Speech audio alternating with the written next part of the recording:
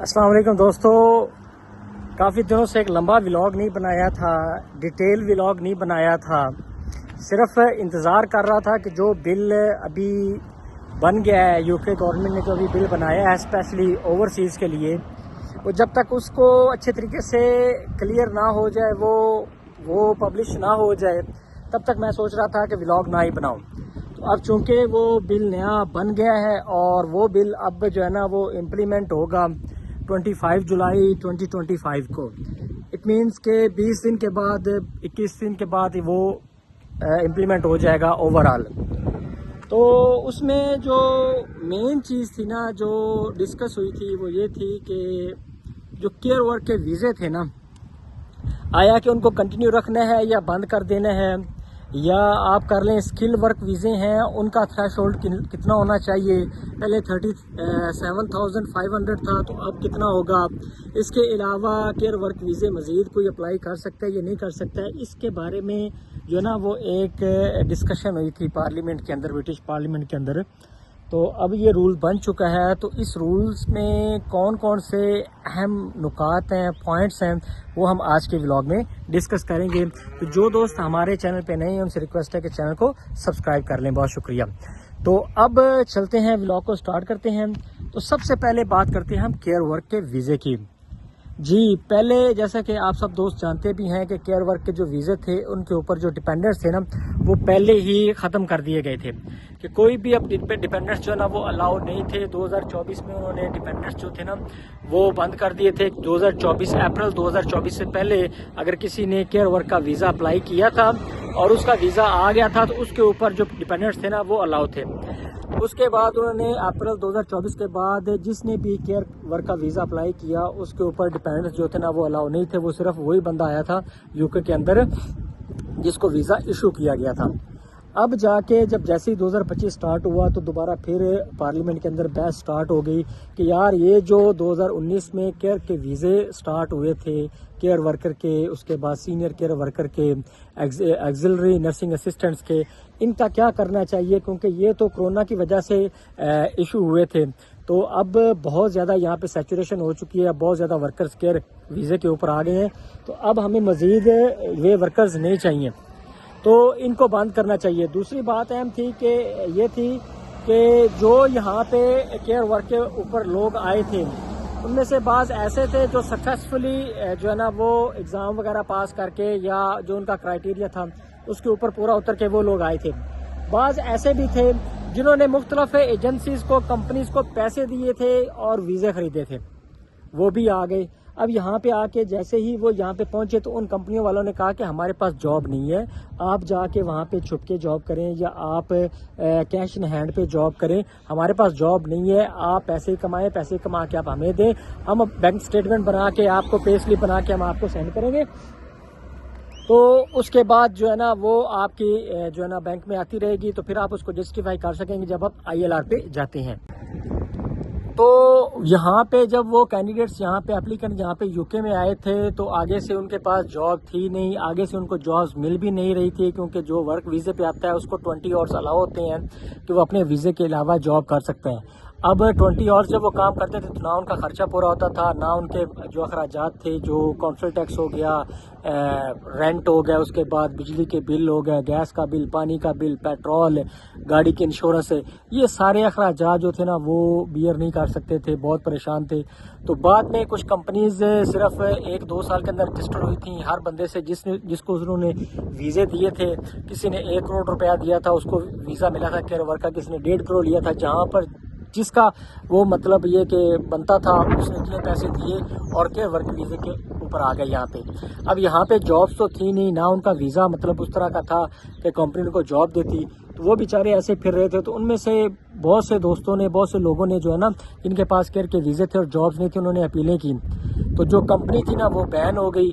अब इस वजह से भी यूके गवर्नमेंट काफ़ी ज़्यादा परेशान थी कि भाई उसका क्या किया जाए। ये जो इतने ज़्यादा केयर वर्क के वर्कर्स आ चुके हैं, इनके पास जॉब्स भी नहीं है, तो हम क्यों ना केयर वर्क के वीज़े ही बंद कर दें। तो फिर उन्होंने क्या किया कि उन्होंने जो केयर वर्क के वीज़े हैं ना, उन्होंने वो बंद कर दिए।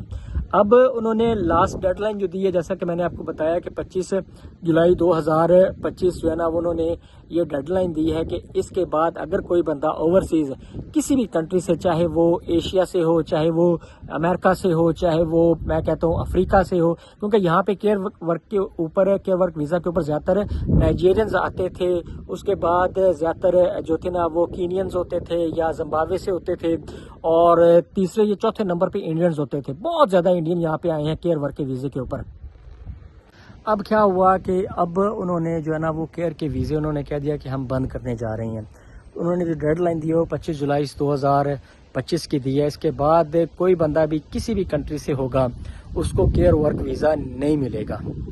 अगर कोई बंदा आपको ये कहता है, कोई एजेंसी आपको कहती है, कोई आप किसी कहते हैं कंसल्टेंट के पास जाते हैं, वो कहता है कि जी हमें आप 60 लाख दो, 80 लाख दो, हम आपको केयर वर्क वीज़ा देते हैं, तो आप बिल्कुल उनकी बातों में ना आएँ, क्योंकि ये फ्रॉड होगा। आपके पैसे जो होंगे ना वो ज़ाया हो जाएंगे और टाइम भी ज़ाया होगा, क्योंकि आपको वीज़ा, केयर का वीज़ा नहीं मिलेगा। अब एक तो ये बात हो गई कि उन्होंने केयर के वीज़े बंद कर दिए। अब दूसरी बात ये है कि जो स्किल्ड वर्क वीज़े पे लोग आते थे, ठीक है, पहले स्किल वर्क की जो उन्होंने थ्रेशोल्ड रखा हुआ था 37,500 था, अब उन्होंने थ्रेशोल्ड जो कर दिया ना वो 41,700 कर दिया।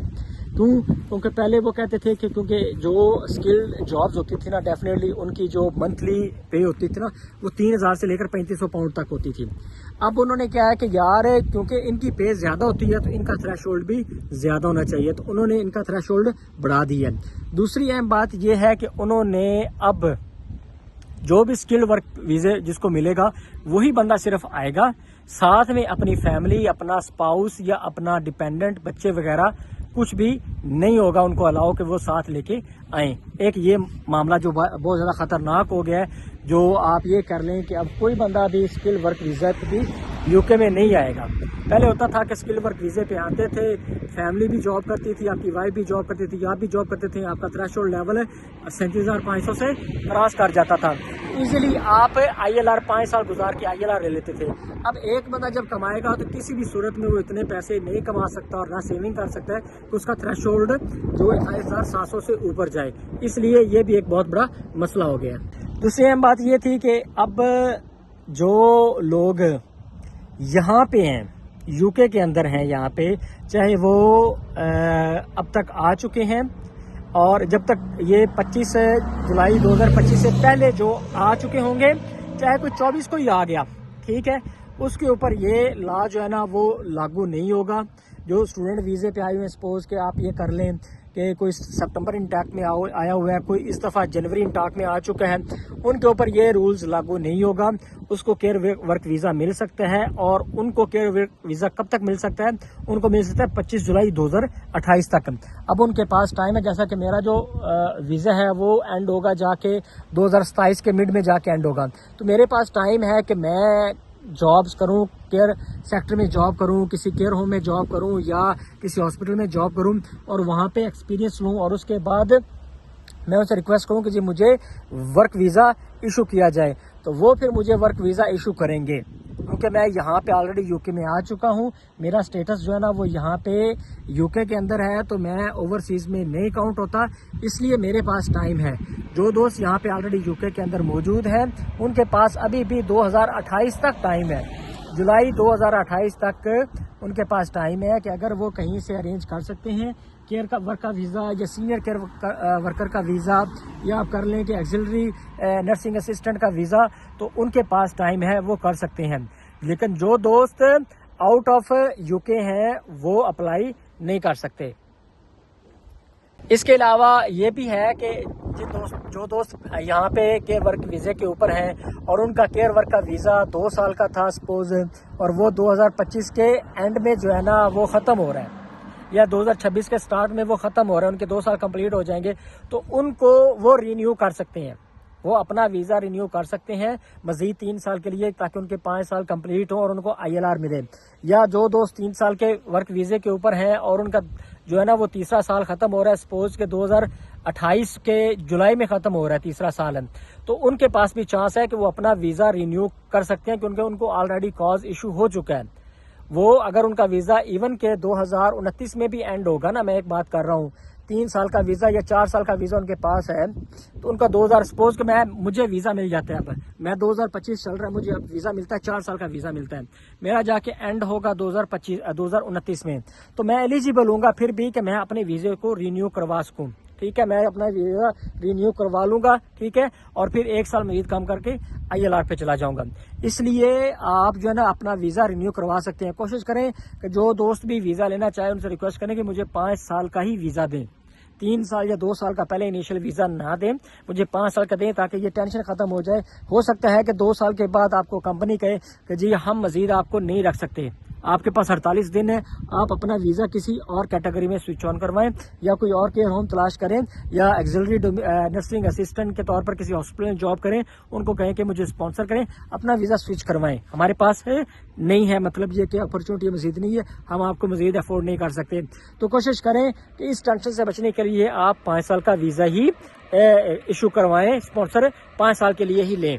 तो ये था हमारा आज का व्लॉग। उम्मीद करता हूँ कि आप सब दोस्तों को पसंद आया होगा। तो जो दोस्त हमारे चैनल पे नए हैं उनसे रिक्वेस्ट है कि चैनल को सब्सक्राइब कर लें। बहुत शुक्रिया।